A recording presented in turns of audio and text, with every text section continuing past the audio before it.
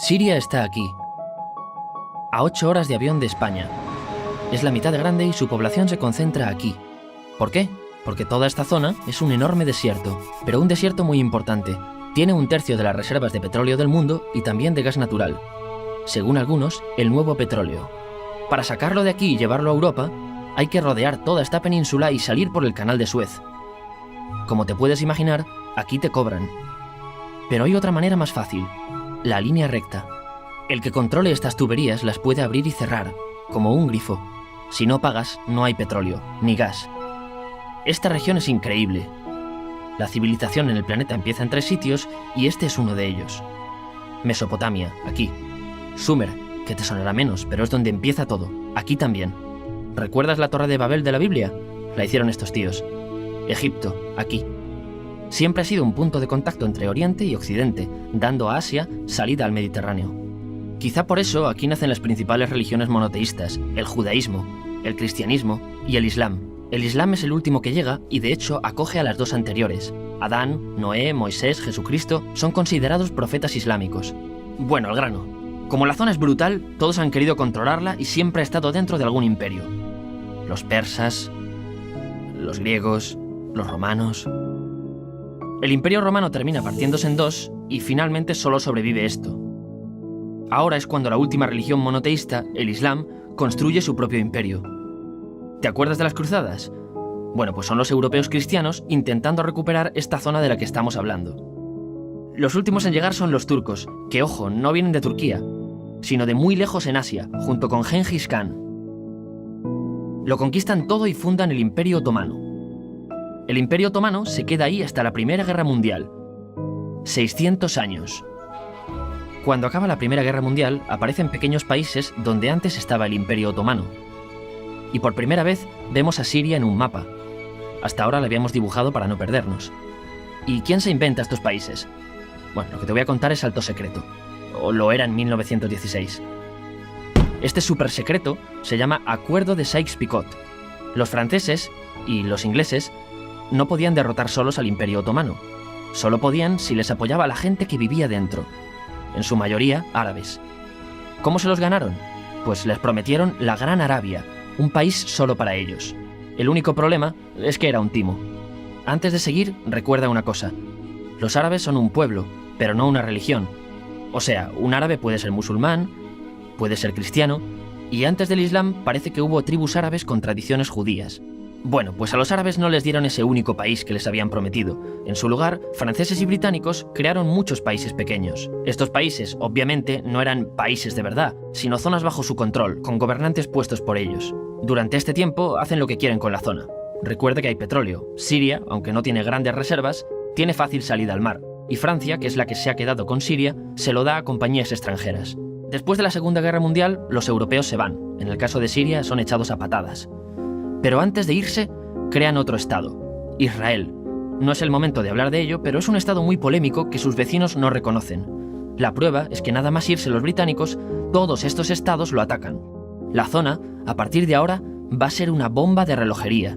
Y mientras, ¿qué pasa en Siria? Bueno, pues no es muy estable. Tiene golpes de estado constantes. En esa época, aparece en Siria una ideología que se hace con el control y se expande por el mundo árabe, el Ba'ath. Esta ideología mezcla el antiguo sueño de una sola nación árabe con ideas socialistas. Y algo muy importante, es laica, o sea que no es religiosa. Siria se llega a unir con Egipto, un país con el que no tiene frontera. Pero no es algo raro, muchos de estos países intentan hacerlo también. Como recordarás, a esta gente se le había prometido un solo país y las ganas las seguían teniendo. Pero la unión falla.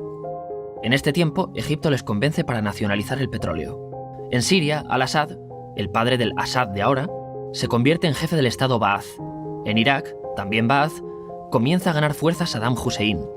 Las diferencias entre ambos países dividen a los partidos Ba'ath de otros países en pro-Siria o pro-Irak.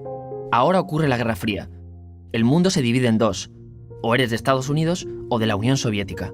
Son años muy movidos en los que se pegan constantemente con Israel, invaden su vecino Líbano y comienza una oposición islamista al régimen Ba'ath de Assad. Los hermanos musulmanes. Vale, volvamos atrás un momento. Recuerdas que la mayoría de árabes eran musulmanes, ¿verdad? Bueno, pues dentro de los musulmanes hay 2 ramas fundamentales. Suníes, la mayoría, y chiíes. En el caso de Siria, a pesar de ser un estado laico, los gobernantes como Assad y los jefes militares eran chiíes, los cuales representan menos del 13%. En cambio, casi el 70% de la población es suní. Un dato curioso es que los cristianos son casi el 10%. Que los chiíes controlen el gobierno y ejército mosquea a la población suní, y ese sentimiento es aprovechado por los hermanos musulmanes, islamistas radicales suníes. Estos toman las armas en la ciudad de Hama, en contra del gobierno, y Assad acaba con la revuelta a costa de matar miles de civiles y encarcelar a mucha gente. En el año 2000, Assad padre muere, y le sucede Assad hijo. Ante las presiones, libera a muchos presos, trae internet y esperanzas de cambio. Hay un periodo de gran debate político y aparece la oposición. También vuelven los hermanos musulmanes. Los siguientes años son difíciles. Arrestan a la oposición. Y Bush incluye Siria en el eje del mal, y esto la aísla. Está mal visto negociar con Siria. Los kurdos, un pueblo que vive repartido por varios países de la zona, comienzan a protestar también. Hay represión y muertos. En 2011, te sonará esto, ocurre la Primavera Árabe. ¿Qué es esto? Bueno, es una protesta que se va propagando por todos los países árabes pidiendo más democracia. Como ves, el mundo árabe, a pesar de estar dividido en países, tiene tendencias generales. Cuando llega a Siria, Assad hijo termina usando el ejército y en los enfrentamientos mueren unas 1000 personas. Los enfrentamientos irán escalando hasta que se conviertan en guerra civil. No hay un momento exacto de inicio. Lo importante es que hoy en día hay numerosas facciones en juego. Vamos a verlas.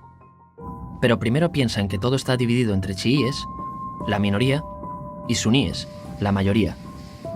Chiíes, y además laicos, o sea, no religiosos, son el gobierno de al-Assad. Controla todo esto, que si recuerdas son básicamente las zonas chiíes del país, y está enfrentado al resto. También mayoritariamente laico, pero suní, es el Ejército Libre de Siria, o FSA en inglés, junto con el Frente Islámico, que es religioso, y otros 70 y pico grupos más, forma una coalición que la prensa llama simplemente la oposición.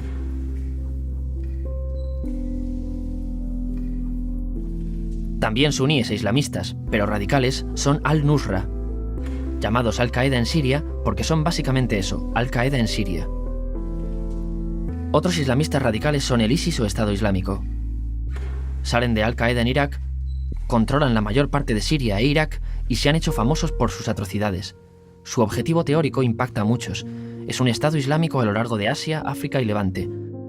Aunque a ti ya te suena, ¿verdad?